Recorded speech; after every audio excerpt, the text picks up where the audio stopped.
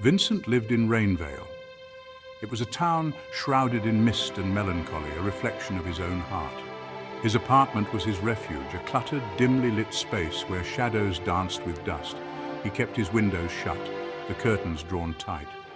The outside world held no allure for him, only reminders of his past mistakes and the shame that clung to him like a shroud. Days bled into nights, marked only by the passage of time on a forgotten clock. Vincent existed in this self-imposed exile, haunted by regrets and the ghosts of his own making. He was a solitary figure, adrift in a sea of self-loathing, yearning for connection but terrified of the light.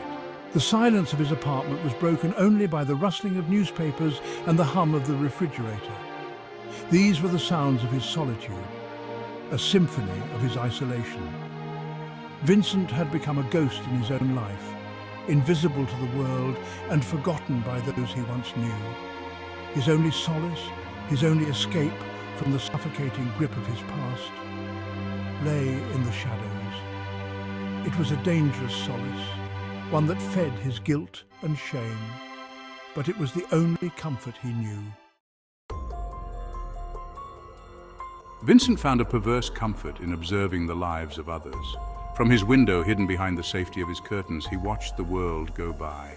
He saw the bustle of daily life, the laughter of children, the loving embraces of couples. These glimpses into the lives of strangers were a painful reminder of all that he had lost, all that he had denied himself. Yet he couldn't tear himself away. His voyeurism was a double-edged sword, offering a distorted reflection of the happiness he craved while fueling his sense of isolation. This compulsion, this need to peer into the lives of others, stemmed from a deep-seated loneliness. It was a longing for connection, for intimacy, that had been twisted and warped by his past. Vincent craved human contact, but believed himself unworthy of it. So he watched, a silent observer, trapped in a prison of his own making. He judged himself harshly for his actions, hating himself for the voyeur he had become, but he felt powerless to stop, caught in a cycle of shame and self-destruction. One rain-soaked evening, a glimmer of light pierced Vincent's darkness. Across the street, a new neighbour moved in. Her name was Lily, and she was like a breath of fresh air in the stale confines of his world. He watched as she unpacked her belongings, her movements graceful and fluid. Unlike the other occupants of the building, she exuded a warmth, an aura of kindness that drew Vincent's gaze. He found himself inexplicably drawn to her, his curiosity piqued by her gentle nature. One evening I saw Lily sitting by her window, engrossed in a book. The soft glow of the lamp illuminated her face, highlighting her delicate features and the quiet intensity with which she read. There was a peace about her, a serenity that I hadn't witnessed in myself or others in a very long time. I found myself watching her, not with the guilt-ridden gaze of the voyeur, but with a genuine curiosity.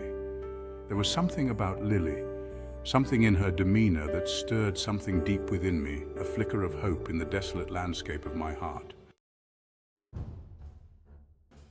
As days turned into weeks, Vincent continued to observe Lily.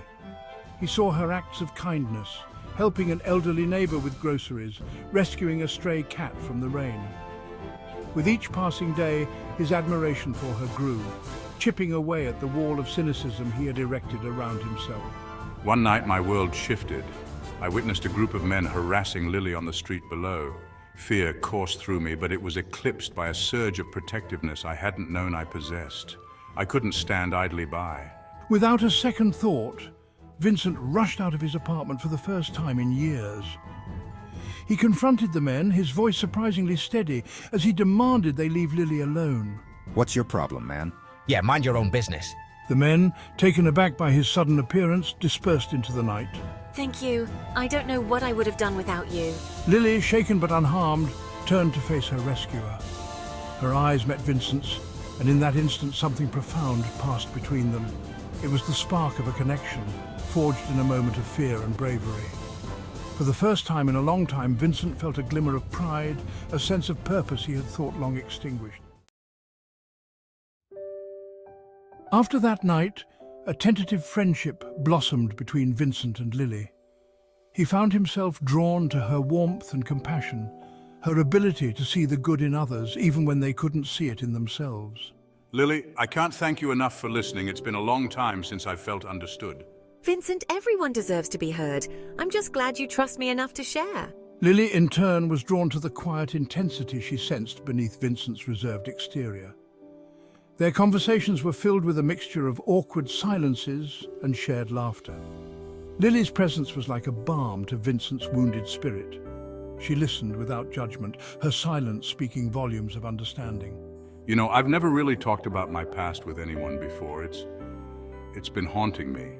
Sometimes sharing our burdens can make them a little lighter. I'm here for you, Vincent. Vincent found himself opening up to Lily, sharing fragments of his past, the pain and regret that had haunted him for so long. It was a slow and often painful process, but with each shared secret, Vincent felt a weight lifting from his shoulders. Lily's unwavering belief in his inherent goodness gave him the strength to confront his demons. She encouraged him to seek professional help, to address the root causes of his isolation and self-destructive behavior. Vincent, have you ever thought about talking to a therapist? It might help you deal with everything you're feeling. Maybe you're right. I think it's time I face my past. Thank you, Lily, for everything. You're not alone, Vincent. Remember that. There's always hope. Lily's empathy stemmed from her own experiences with hardship and loss. She understood the depths of human suffering, the capacity for both darkness and light that resided within each person. It was this understanding, this profound empathy, that allowed her to connect with Vincent on a level he had never thought possible. Her presence in his life was a constant reminder that he was not alone, that even in the darkest of times there was always the possibility of forgiveness and redemption. Everyone deserves a chance to be better, Vincent.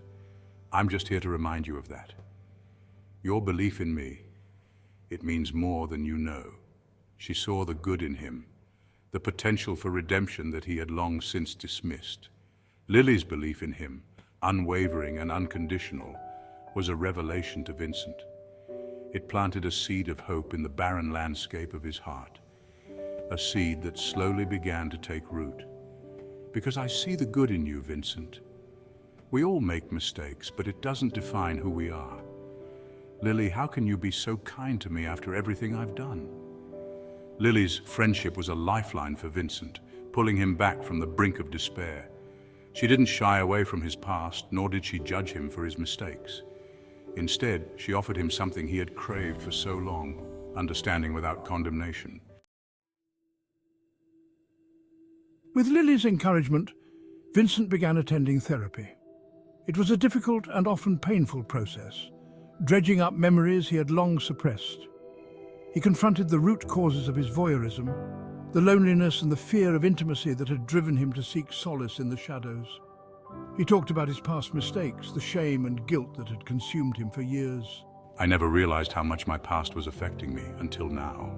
It's important to acknowledge these feelings, Vincent. It's the first step toward healing. The therapist listened with empathy, offering him tools and strategies to cope with his emotions in healthy ways. Through therapy, Vincent began to understand that his actions, while wrong, did not define him as a person. He learned to forgive himself, to acknowledge his mistakes without letting them consume him. It was a slow and arduous journey, but with each session, Vincent felt a weight lifting from his shoulders. I never thought I could feel this way again, lighter somehow.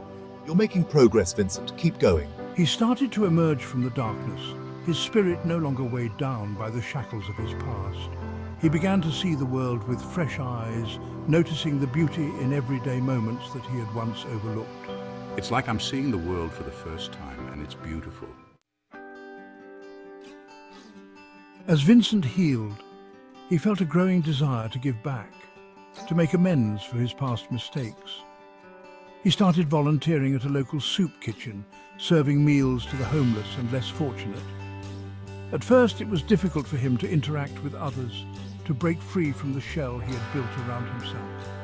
But with each interaction, each smile he received in return for a hot meal, Vincent felt a sense of purpose he had never known before. Here you go, enjoy your meal. It's my pleasure to help. He found solace in helping others, in using his own experiences to offer support and encouragement to those who were struggling. Vincent's acts of kindness were not driven by a need for atonement, but by a genuine desire to make a difference in the world. His compassion, once directed inward in self-recrimination, now flowed outward, touching the lives of those around him. It's amazing how much helping others can help you too. Vincent was becoming the man he always had the potential to be: kind, compassionate, and committed to making a positive impact. I finally feel like I'm becoming the person I was meant to be.